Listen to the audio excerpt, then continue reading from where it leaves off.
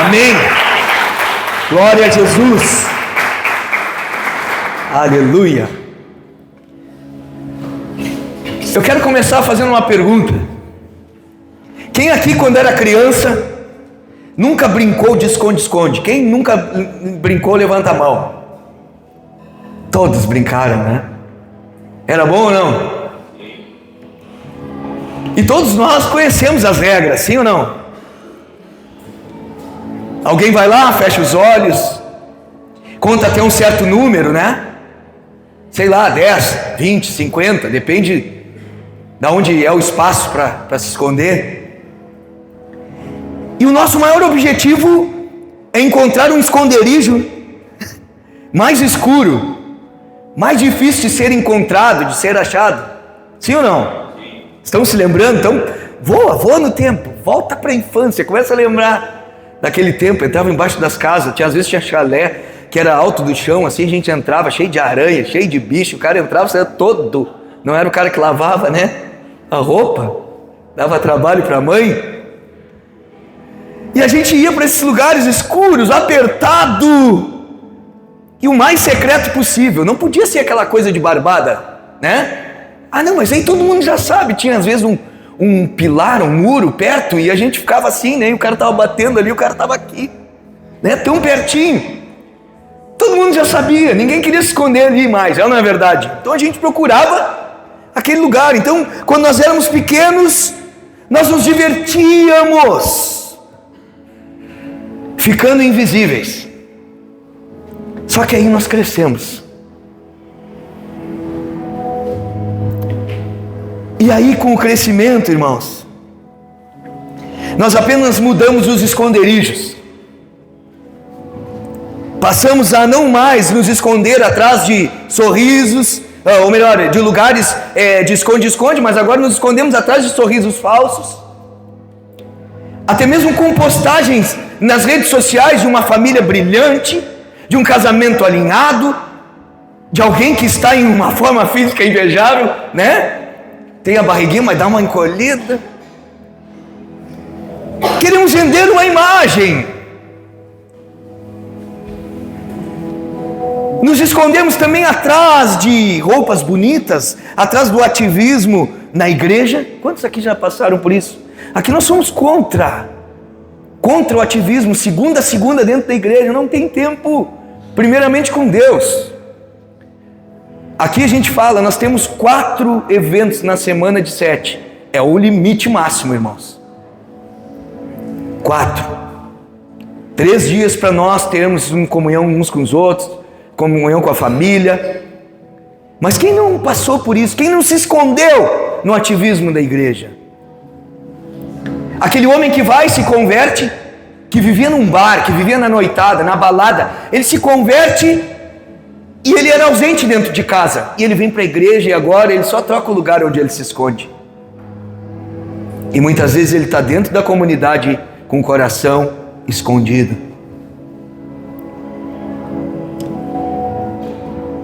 E às vezes também nós nos escondemos atrás de um manto de orgulho, Diego. E muitas vezes do isolamento, não é? Nós nos acostumamos a esconder as nossas fraquezas, os nossos traumas, as nossas feridas.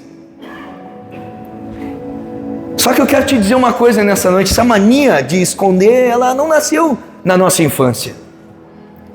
O esconde-esconde não foi primeiramente quando eu e você éramos pequenos, ou os nossos pais que são mais velhos. Ela é uma herança genética, mas também é uma herança espiritual que começou lá no Éden. Agora vá comigo no texto, Gênesis capítulo 3, versos 6 ao 10.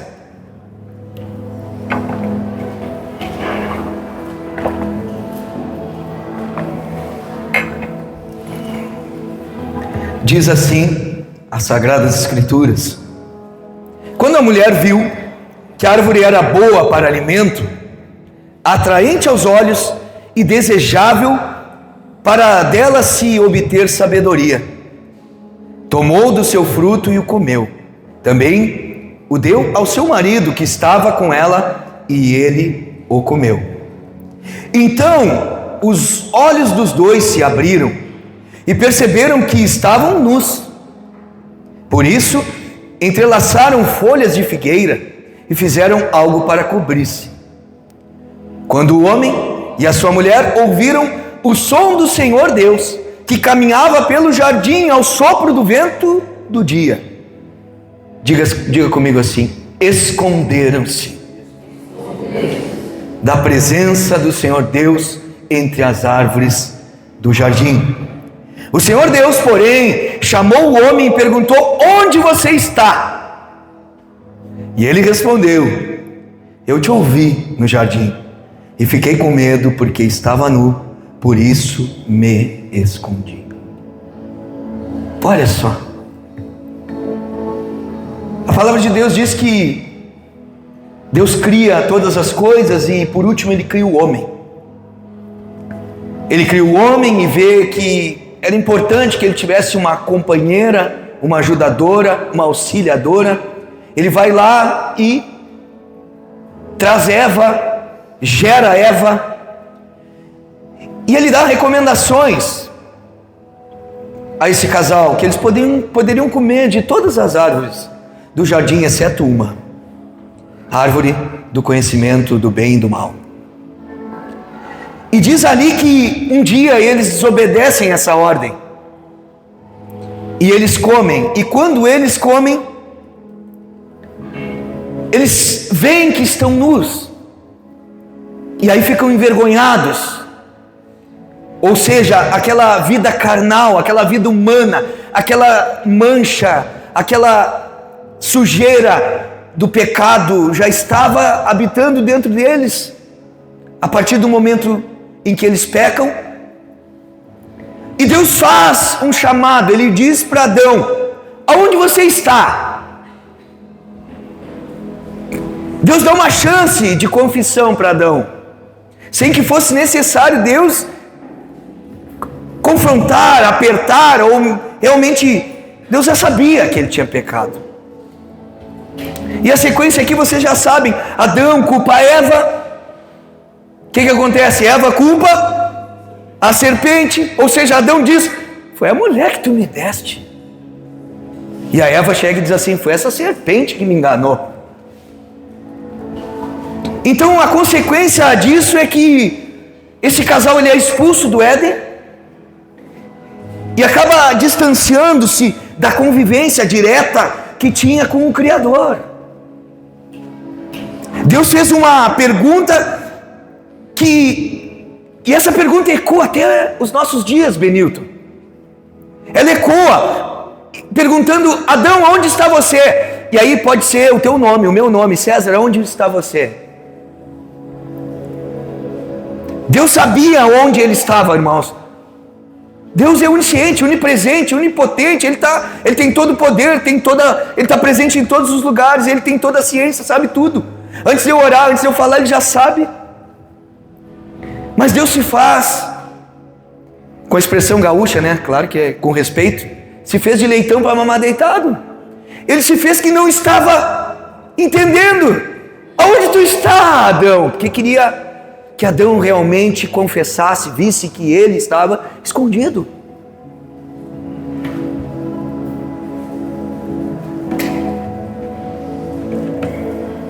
Ele queria que Adão reconhecesse que o esconderijo era o pior lugar para se estar.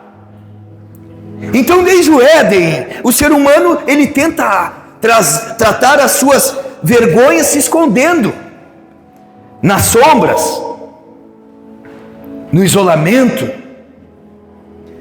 Só que no esconderijo não há cura. Escondidos não há como sermos curados. Perdão. Escondidos, isolados, só há morte. Só causa morte. Então é por isso que hoje Deus aqui nos chama para fora, para sairmos daqueles lugares onde nós estamos escondidos. E baseado nisso,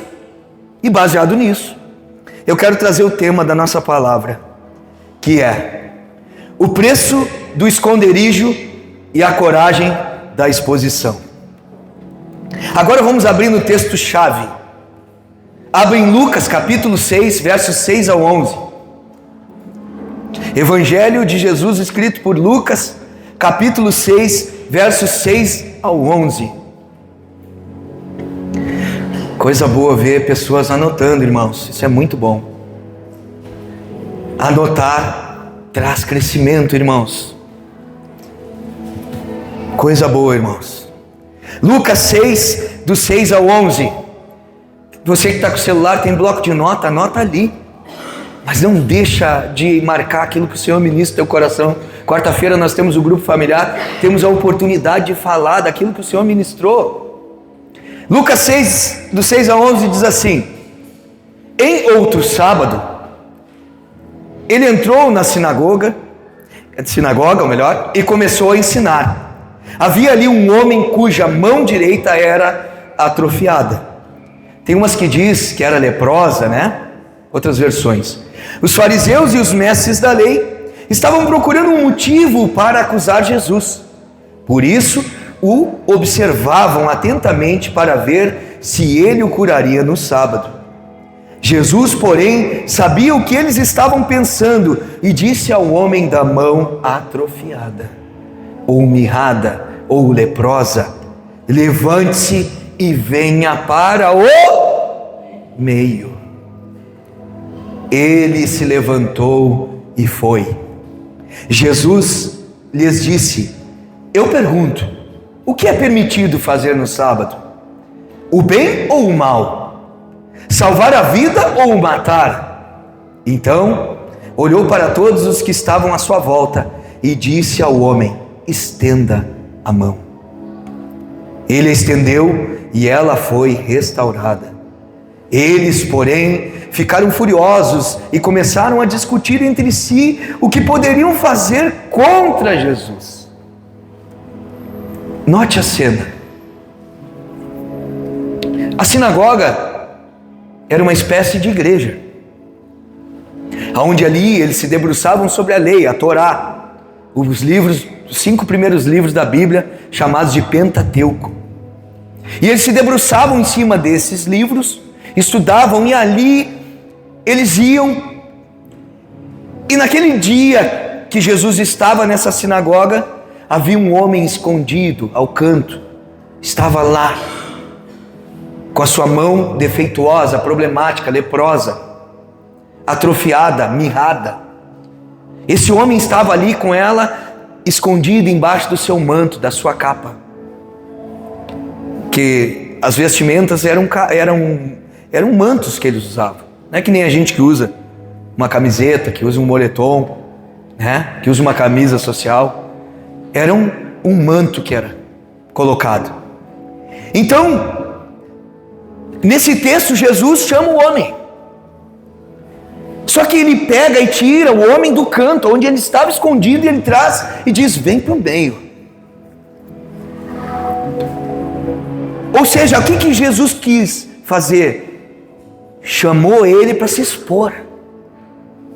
Agora vai comigo em 1 Reis capítulo 19, no versos 9.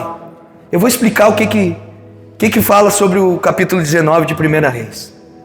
1 Reis está narrando a história de Elias. Elias vai lá, enfrenta os 400 profetas de Baal, os 450 profetas de Astarode, e ele vence todos eles. E daqui a pouco Jezabel tem uma conversa com Acabe, e ela diz, Acabe fala: foi esse Elias que veio e fez isso, matou os profetas e tal, com seu Deus. Então eu vou, hoje até o final desse dia ele vai morrer. Ele recebe uma intimidação da mulher chamada Jezabel, e ele recebe essa intimidação, e ele, depois de enfrentar 850, ele vai embora. E diz a palavra que ele caminha, anda já desanimado, já para muitos até depressivo, que hoje se usa muito para tratar na igreja sobre depressão, o texto de Elias, e pode se encaixar verdadeiramente nisso. E aí então ele chega, e no versículo 9, ele entra em uma caverna. Veja o versículo 9 comigo. Ele ficou com medo de morrer. Ele ficou pensando que ele estava sozinho, que não havia ninguém mais por ele. Então diz assim o versículo 9: ali entrou em uma caverna e passou a noite. Eis que a palavra do Senhor veio a ele: o que você está fazendo aqui, Elias? A caverna, ela é o lugar mais escuro, ele é o lugar mais frio, mais isolado que existe. Só que no início, esse lugar parece um refúgio contra os predadores, contra a vergonha, contra o medo. Mas com o tempo, ela se torna um túmulo em vida. O maior perigo da dor, do trauma ou do pecado não é o estrago que eles fazem na hora, mas é o isolamento que eles provocam depois. Vem o sentimento de culpa, vem o desânimo, vem o medo, vem a vergonha. E com isso nós acabamos nos escondendo para não sermos julgados. Só que fazendo isso nós acabamos morrendo de fraqueza espiritual no escuro. Agora volte comigo ao texto de Lucas 6, do 6 ao 11. Agora o cenário desse texto. O cenário era de uma sinagoga cheia de religiosos, que eram chamados de fariseus. E ali eles estavam assistindo e julgando tudo que acontecia dentro daquele lugar. E havia esse homem com a mão mirrada, com a mão leprosa, com a mão seca, paralisada, com uma mão sem vida. E no mundo antigo, a mão direita, ela representava sustento, ela representava a honra, representa a honra, ainda para um judeu. Representa força, representa trabalho, representa comunhão. Então aquele homem estava limitado na sua capacidade. Então essa capacidade estava limitada de produzir, né? Ele não conseguia produzir porque uma das mãos estavam impedidas. E também de se relacionar, porque esse homem era muitas vezes excluído. Era alguém que trazia uma deformidade e as pessoas tratavam ele naquele tempo como uma pessoa amaldiçoada. Pessoas que nasciam com debilidades, deformidades físicas, na cultura do judeu, eram amaldiçoados. Então ele provavelmente, ele passasse a sua vida escondendo aquela mão embaixo do seu manto. Porque assim ele evitava os olhares de desprezo, a rejeição. Só que aí, naquele dia, ele encontrou com Jesus naquele lugar. Quantas e quantas vezes ele devia estar dentro daquela sinagoga?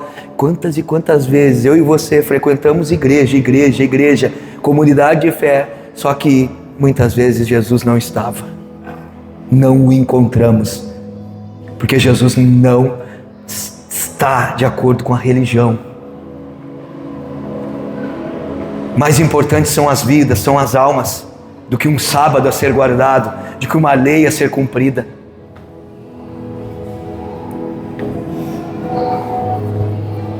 E ele estava naquela sinagoga, e ali o seu problema ainda estava oculto, ainda estava escondido. Só que aí Jesus, ele faz uma coisa que, para quem quer mudar de vida, para quem quer crescer na fé, não há como ficar no canto.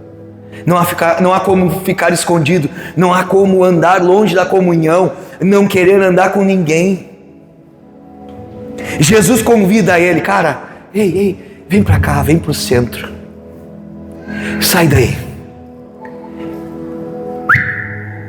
Centro,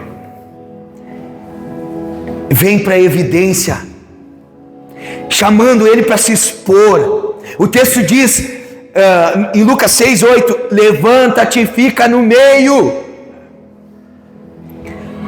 Agora, note que Jesus, ele não cura o homem no fundo da sinagoga. Jesus podia curar ele, sim ou não?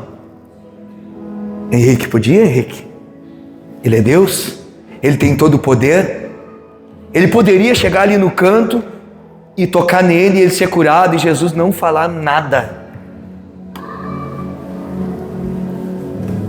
Só que ele tira aquele homem do anonimato e traz. Ficar no meio significa expor a vulnerabilidade diante de todos, inclusive dos críticos. Tá pegando? O que eu e você precisamos saber é que Deus não vai tratar o que você insiste em camuflar. Ei? Pegou? Deus não vai tratar o que eu e você insistimos em camuflar. A cura, ela começa quando você aceita sair dos bastidores e assume: eu preciso de ajuda. Quantos casamentos foram a pique? Quantos casamentos vão à ruína porque o homem é orgulhoso, não pede ajuda para ninguém, não conversa, não dialoga com a sua esposa, acha que ser o cabeça não é ser cabeção, irmão. Cabeça é símbolo de autoridade, de liderança, de governo, em favor da tua esposa.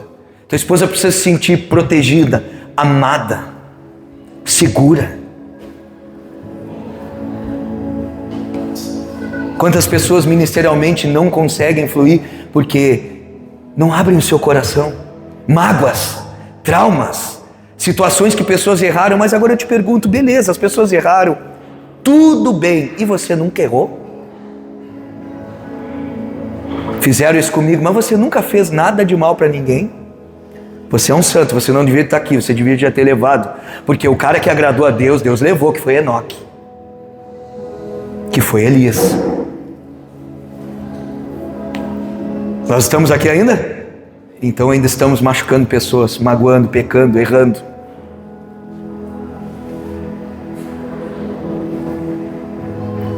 Só que, e se eu preciso de ajuda, precisa partir daqui de dentro, não daqui da boca para fora. Porque eu já falei com pessoas que pediram para mim: pastor, eu preciso ser discipulado. Daqui? Quando que eu sei que é daqui? Porque realmente quando é tratado aqui, não muda. Pessoas que têm problema com a mentira são confrontadas, botam todo mundo como mentiroso e ele é o certo, e continua no mesmo. Aí vou eu perder o meu tempo? Não vou, meu irmão. Saiba disso. Eu não posso querer mais do que você. Se você quiser, vamos junto, eu vou até o fim contigo. Mas se você não quiser, pode esquecer que eu não vou atrás de ti. É assim. É assim. Lucas capítulo 15 fala do filho pródigo. Aquele que pediu a herança foi embora, foi porque quis. O pai ficou esperando. Essa é a postura de um pastor. O pastor espera. Quem pede a herança e vai embora? Agora, a pessoa por descuidos, que nem aquela ovelha, da 100ª ovelha, né? As 99 estavam no aprisco, uma se perdeu, porque teve um descuido, começou, em meio àquela situação, se esfriar na fé. O pastor vai atrás. A gente vai atrás.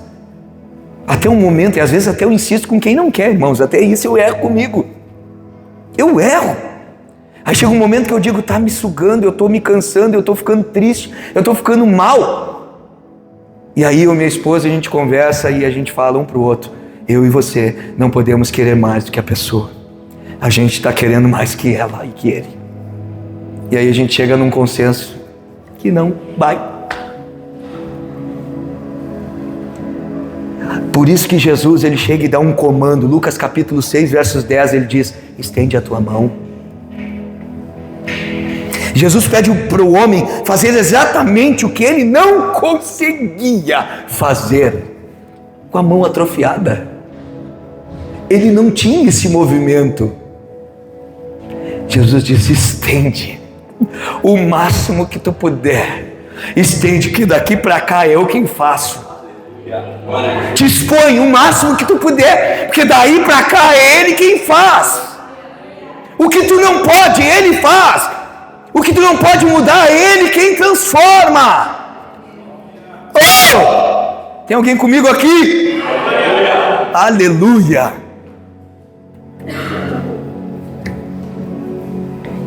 Ele pede para expor a parte feia, a parte seca, a parte enrugada. A gente quer mostrar o bonitinho para todo mundo, irmãos. A gente aqui muitas vezes, certo, de uma comunidade aqui, a gente bate mesmo, né? Aqui a palavra bate em Chico, bate, como é que é Francisco, que nem diz o pastor Igor, gosta dessa expressão. É isso aí mesmo. E bate aqui, bate ali, a gente se alinha com a palavra, alinhando nosso coração. E é isso, cara, evangelho não é, passar um óleozinho, não é, o símbolo do evangelho é uma cruz. Ele não é um homem deitado numa rede com os pés para cima, de férias, numa boa. Então cruz é símbolo de quê, irmãos? Então, bem-vindo. Nós somos convidados a morrer para a nossa vontade, para viver a vontade dEle.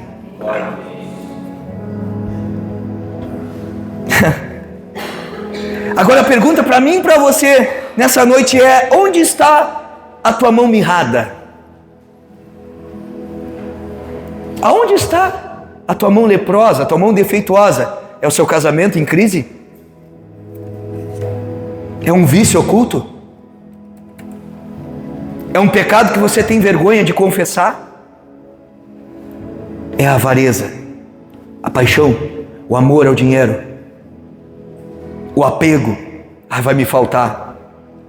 Só não falta quando quer comprar uma coisa para si mesmo que se sacie. Aí não pensa. Principalmente quando envolve coisa com os outros. Aí pensa, não, mas vai me faltar. Mas quando é daqui 5 minutos, vamos comer um lanche? Vamos lá. O mesmo dinheiro que não tinha para ajudar, foi lá e comeu um lanche. É avareza. Ou é a soberba? Ou é o orgulho? Qual é a tua mão mirrada? Qual a minha mão mirrada?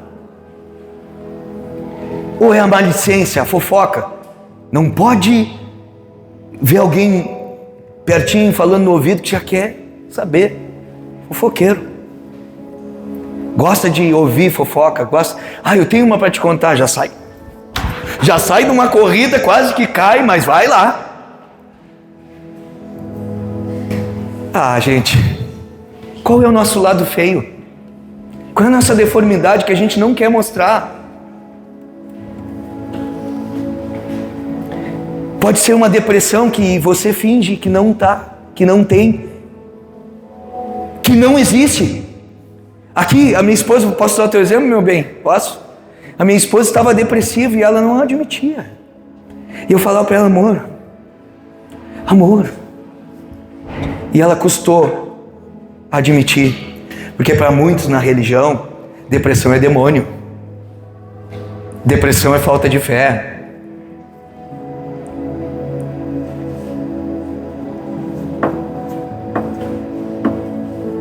Falta de fé até pode ser, irmãos, muitas vezes. Mas demônio não é. Porque fé nós precisamos para enfrentar os dias maus.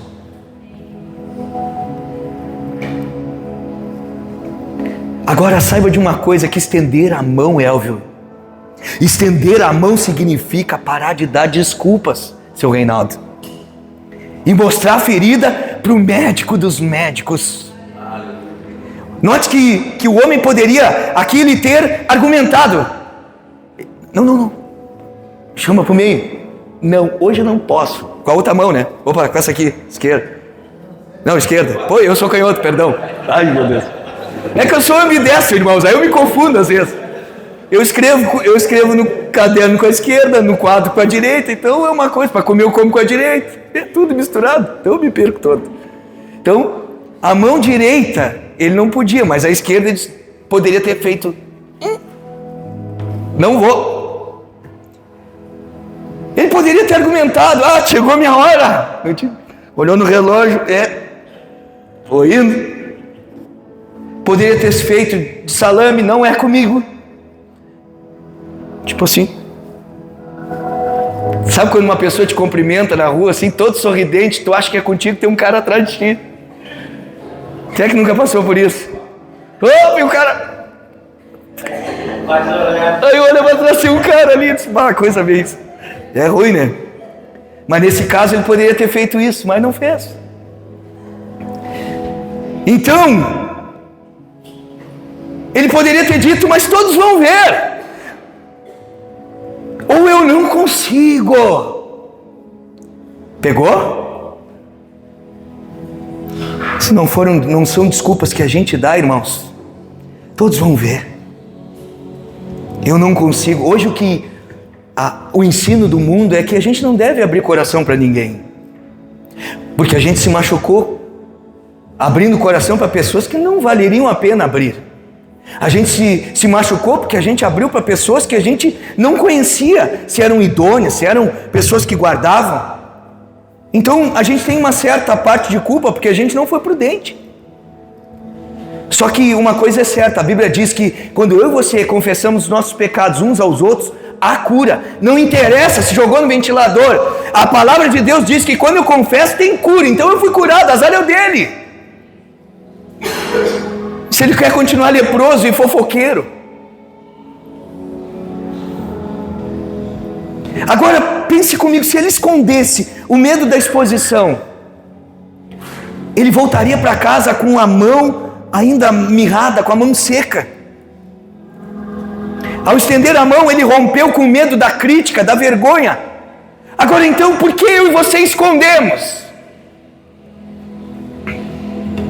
Note que até os grandes profetas, aqui nós citamos um, Elias, eles fogem para a caverna quando estão exaustos, quando estão com medo. Só que a resposta de Deus para Elias foi o quê? Foi direta. Ele pergunta para Elias: o que tu fazes aqui, Elias?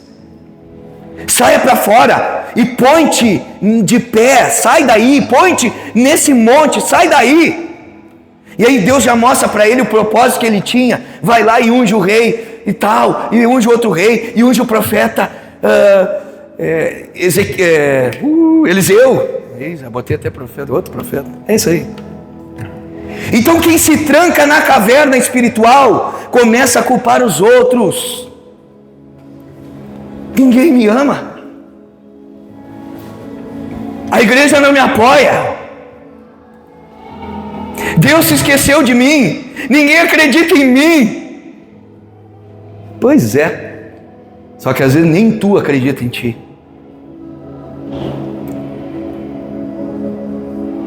Ninguém acredita em mim, mas eu estou leproso, escondendo quem eu realmente sou lá fora. Aqui dentro, muito bom. Levanta a mão, dá glória. Oferta. Abre sorriso, cumprimenta todo mundo lá na rua.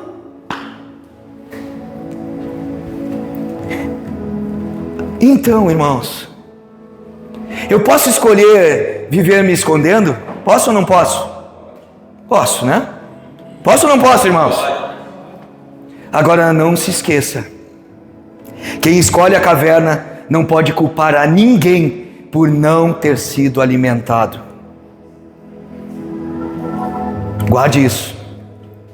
Se você fizesse uma pergunta para mim hoje, assim, eu já estou praticamente no final.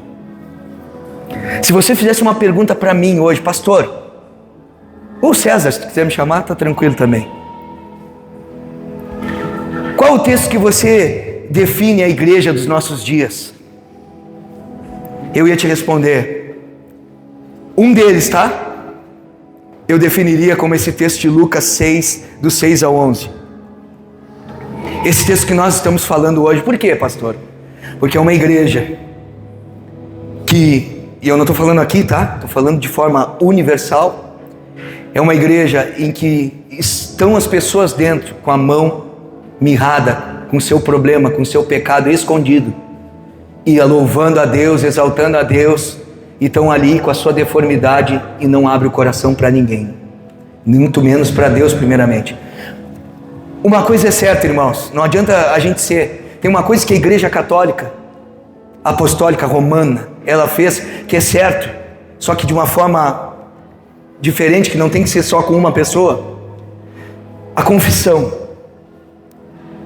A confissão, ela é bíblica. Confessar os vossos pecados, ele é bíblico.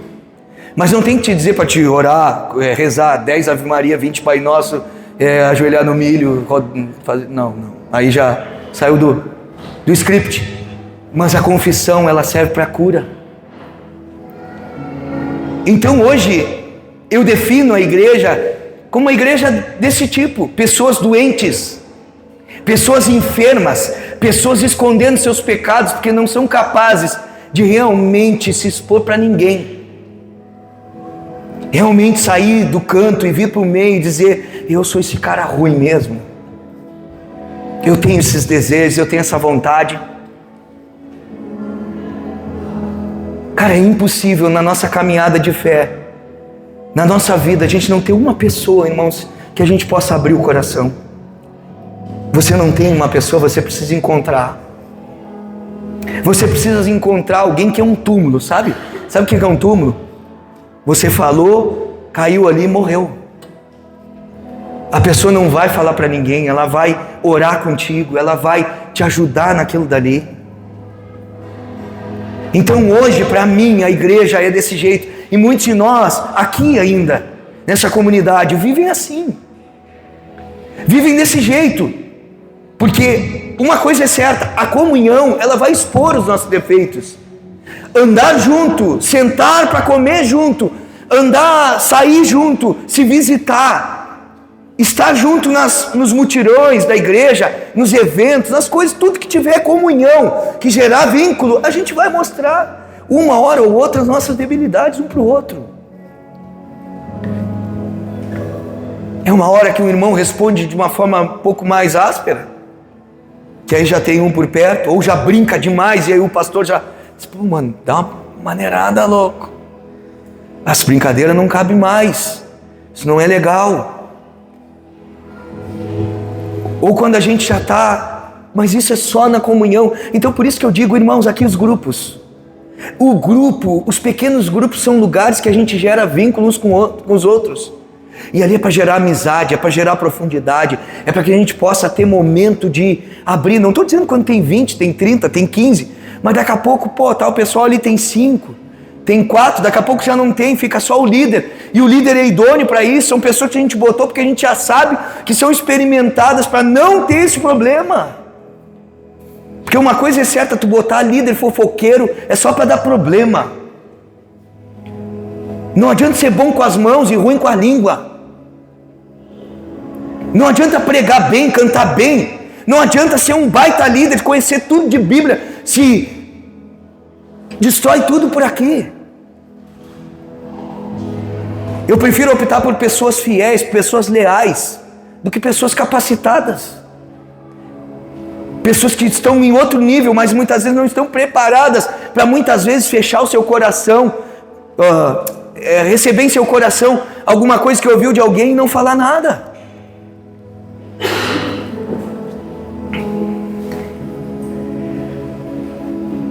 O texto de Tiago 5,16, que é esse que eu falei, vamos lê-lo ali.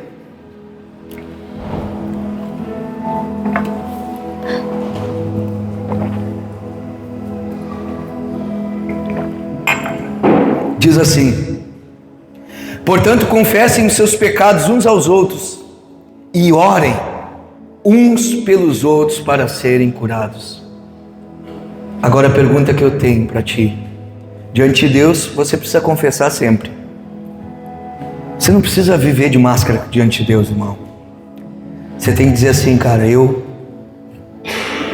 ainda tenho muita cobiça no meu coração, eu ainda me ensoberbeço. E tu sabe, né, Senhor, mais que eu, que tu conhece esse coração enganoso que eu tenho. Eu me engano, mas tu não. Mas aí tem coisas que muitas vezes a gente confessa para Deus, Ele perdoa, sim, e a gente volta a cometer aqueles pecados, porque cura acontece quando eu realmente me humilho diante de uma outra pessoa e mostro a minha vulnerabilidade, a minha fragilidade, o quanto eu sou pequeno. Eu já confessei coisas para o pastor Igor, porque ele tem maturidade para me ouvir. Pastor Igor é um pastor auxiliar aqui da igreja, só por nome, irmãos, porque a gente não tem isso. Eu tenho uma responsabilidade como pastor da igreja? Tenho. E um dia eu conversava com outros pastores e ele disse assim: não, tu não pode abrir teu coração para a ovelha. Ele é teu pastor, ele é pastor junto contigo, mas ele é tua ovelha. Diz: cara, primeiro que eu não tenho nenhuma ovelha que seja minha. Como assim? Não, porque não foi eu que morri por elas. As ovelhas são de Jesus, é Ele que morreu por elas. Eu só sou alguém que coopera para que essas ovelhas elas possam crescer, possam fluir, possam avançar no seu chamado, seu propósito na sua vida, possam ser transformadas, possam ser um melhor ser humano, irmãos, possam ser um melhor, na onde tu estiver, seja lá qual for o teu trabalho, seja alguém que exala, que mostra quem é Jesus, que ama as pessoas, que serve aos outros sem esperar nada em troca, que sabe que não é nada, que é um miserável. Irmãos, nós somos um miserável. Sabe quem nós somos? Existe uma parábola também que define muito bem isso. Existia o fariseu e o publicano, aquele homem que se humilhava diante de Deus. O fariseu levantava: eu te dou o dízimo de tudo, eu faço isso, eu faço aquilo. E o homem botava o cara no pó, não conseguia, não tinha nem coragem de levantar o rosto. Esse somos nós. Essa deve ser a nossa postura, de reconhecer diante de Deus que a gente é um nada, e por misericórdia Ele tem nos transformado, por misericórdia Ele tem nos moldado, e nós podemos hoje, muitas vezes, que nem Jesus. O que Tomé e os discípulos pediram? Tomé pediu: eu quero ver o quê? O que Tomé pediu para acreditar, irmãos? Pediu para ver as cicatrizes nas mãos. E muitas vezes eu e você vamos precisar abrir feridas. Deus abre ferida em nós e vai gerar uma cicatriz. E o que é isso? Essas feridas são causadas por aquilo que a gente enfrenta, passa, lutas, tribulações, adversidades, para que quando sarar, fique ali uma cicatriz e a gente possa chegar diante das pessoas e mostrar: ei, vai por aqui, faz desse jeito, vai dessa forma, faz isso, eu fiz isso, a palavra diz isso, faz isso, que a tua vida vai andar, que Deus vai mudar a tua história. Aí tu pode garantir, porque quando é com palavra, quando é palavra de Deus, tu pode dizer: Deus vai mudar a tua história. Quando a palavra de Deus diz, não é a nossa palavra, não é a minha palavra, não é a tua, é a de Cristo, é a verdade absoluta. Amém? Pensou em alguém aí para você começar a praticar isso de agora em diante? As coisas feias, muitas vezes eu e você não queremos mostrar para ninguém, confessar. Nós queremos viver como o mundo está pregando. É que nem antigamente, quando só tinha a TV aberta, que as propagandas de margarina era só aquelas famílias felizes, né? Oh, happy day. Dava musiquinha e o cara com a manteiguinha e a família tudo sorridentes, cabelinho na régua, né? Para quem tem, e as mulheres tudo certinha. E assim a gente tem pensado ser. E não é assim, irmãos. Não há como viver cristianismo, viver transformação sem confissão. Saia da caverna, saia do esconderijo, saia. Eu não consigo andar mais com ninguém. Então o problema não é os outros, é tu. Eu não confio mais em ninguém. Pois é, que complicado.